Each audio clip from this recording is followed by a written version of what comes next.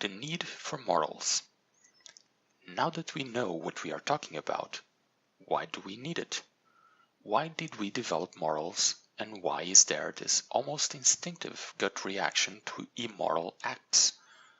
If we take another look at the definition of moral, we can easily infer from the reflection requirement that morals only exist if there is at least a group of entities either capable or with the potential to be moral. I will refer to this class of entities as moral agents, to encapsulate the notion of choice and reflection. To reach at the need for morals, instead of a simple set of physical rules that can be used to determine what you can and cannot do, I will need to introduce the notion of calculation. I already defined that the moral choice needs to perform a double reflection. Now, simulate your action, calculate the physics consequences of it, impact every other entity, simulate their thought process. Now do the reverse reflection simulation in order to find out what ought to be the likely outcome if you became each one of those other entities. Finally, extend this calculation into the future. Had enough? Well, most sentient beings will cower at the mere suggestion that they do this once. Imagine doing this for every minor decision you make in life. One of the needs for morals is the sheer impracticability to calculate to a perfect result the simulation of your actions. We need knowledge of our past actions and their consequences, and we need to distill that experience into approximations that lets us make quick decisions. The concept of a moral rule encapsulates this. The species needs to be able to communicate morals in some form and share their experiences. This allows the species to adopt rules that have been tested and perfected over the generations. But what are we calculating exactly? What are we trying to optimize? This introduces the concept of values.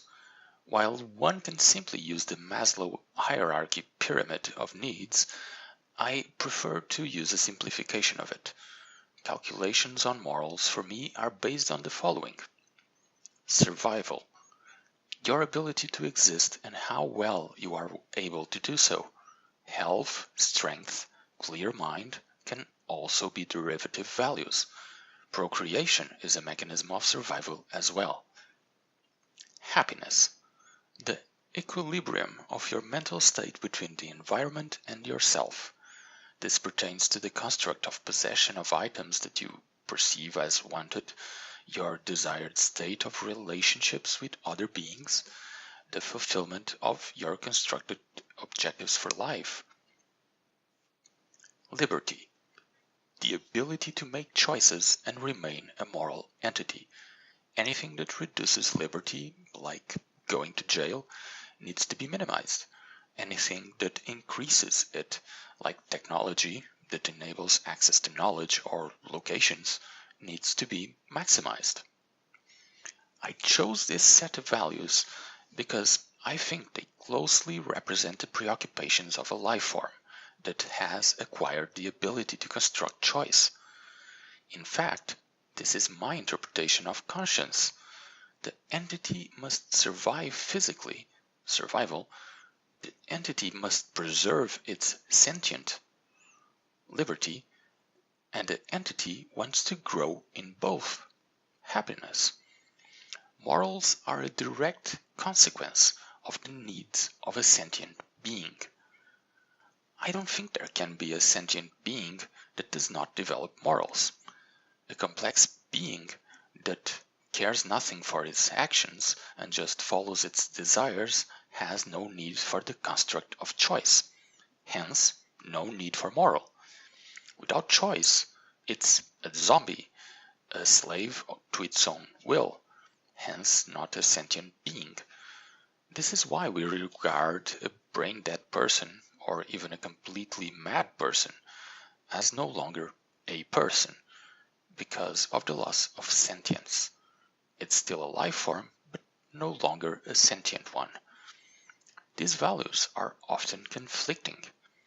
And to increase happiness, you often have to be forced to give up some liberty, just like other exchanges.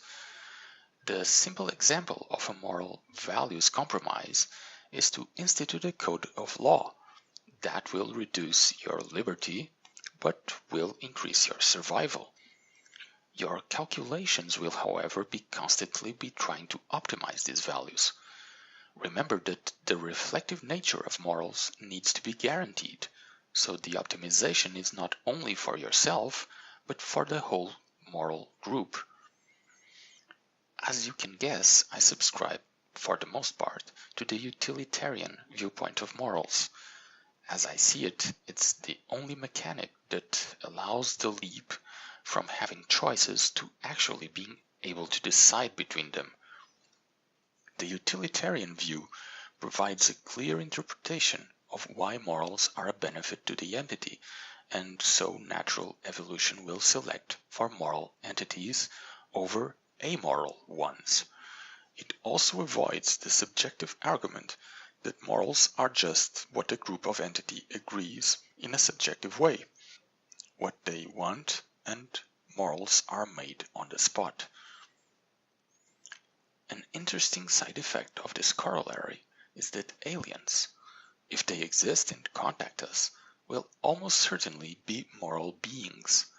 They may not have the same set of morals, but they will be capable of morals.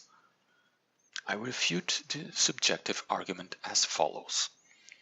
A subjective moral, decided only on what a group feels it's good, is not a stable system. The group will inevitably splinter as another part of the group feels different, and their morals would be just as valid and incontestable. Following this to the conclusion, every individual would end up with different morals. As we have seen, the existence of morals depends on the reflection and the sharing of morals. So in effect, individual moral would render the construct of moral meaningless, as it would be equivalent to simply what each person wants. If moral is equivalent to the desire, then moral is redundant.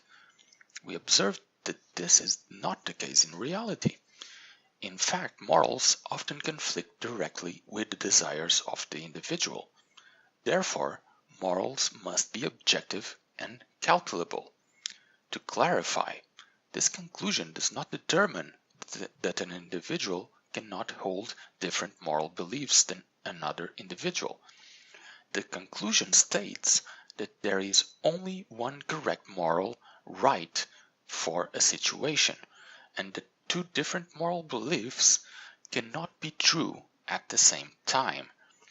The objective moral might be an unknown, but it is calculable, while the subjective moral is just a belief, an approximation that can be correct or incorrect.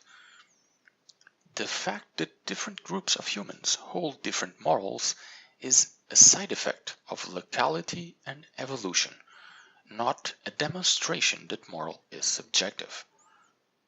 The final need should be obvious now.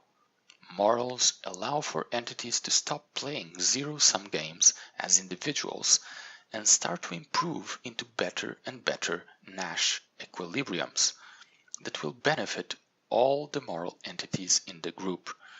Inclusion in that group ensures the individual will benefit. Morals are needed as fast way of summarizing the complex calculations involved into maximizing the values of survival, happiness, and liberty to a group of entities. Thank you for watching. Please comment below, and if you like my videos, and subscribe.